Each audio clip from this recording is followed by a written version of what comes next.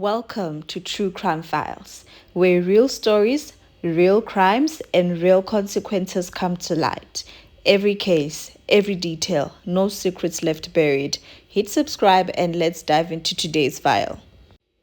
Today we open the file of Vusi Cat Matlala, who was a man that moved in silence until bullets spoke. A tender kingpin draped in Gucci, hiding secrets darker than his sunglasses. From million-rand government deals to attempted murder charges, this is the story of Vusimuzi Cat Matlala, the man who fooled the system until the system fought back. Vusimuzi Matlala was born in the mid-1970s in Mpumalanga, South Africa.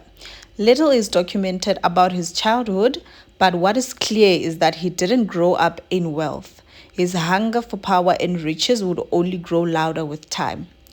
Like many post-apartheid South Africa, Matlala saw an opportunity in government tenders. He formed companies like Falcon Cat Trading, Black AK Trading, and later Medicare 24 Tshwane District. By 2024, Medicare 24 had landed a 360 million subs health care contract, but the deal was dirty. A forensic audit revealed nearly 48 million rand vanished into thin air. Allegations of ghost employees, inflated invoices, and fraudulent health screenings plagued the deal.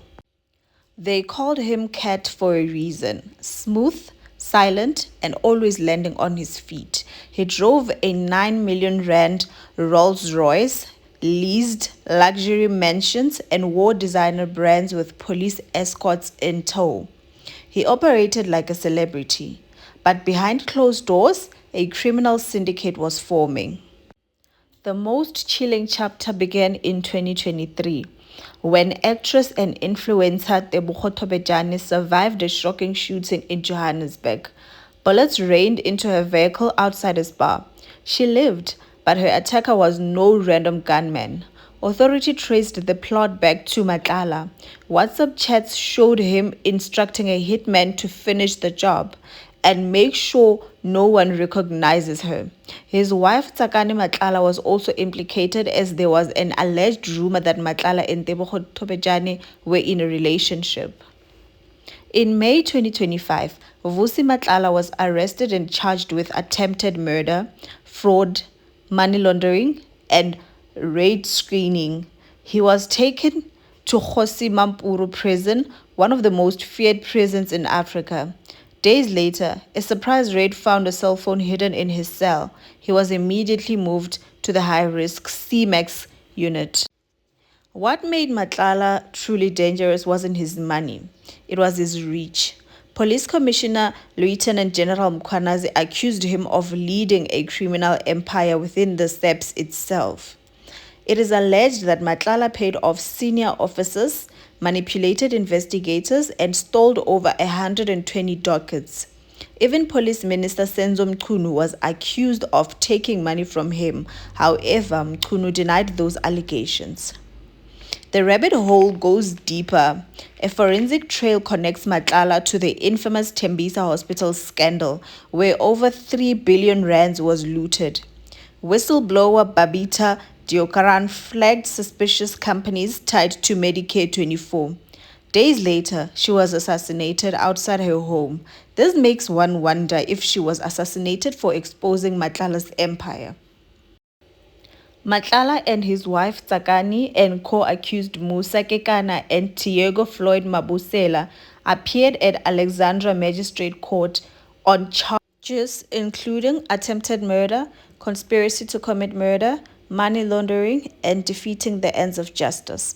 The matter was postponed to August 26, 2025 to allow consolidation of two related cases from Pretoria West and Littleton. The defense raised concerns over limited disclosure of the state's docket. They argued that they were only given Section A, excluding crucial documents like bank statements and WhatsApp chats. The application to compel full disclosure was dismissed, but the magistrate urged parties to resolve the issue over disclosure collaboratively. There's also contention about the legality of the information extracted from Matlala's phone, reportedly without legal representation present, which could impact admissibility of the evidence. Beyond the attempted murder plot, Matlala is facing serious accusations of tender fraud, money laundering, forging documents, and potentially being tied to a kidnapping. The state is consolidating related charges, but the defense disputes key evidence and insufficient disclosure. The next major court hearing is set for August 26, 2025, when 2 additional dockets will be formally joined to the main case. Vusimuzi Matlala remains behind bars, but his arrest has exposed how crime, politics, and business have blurred beyond recognition in South Africa. In a country where corruption has a price and a face, his story reminds us that not all criminals hide in the shadows. Some wear suits, drive Rolls Royces, and smile for the camera often. If you found this episode eye-opening, don't forget to like, share, and subscribe.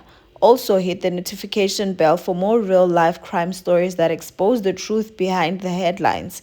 This is True Crime Files, where facts are deadlier than fiction.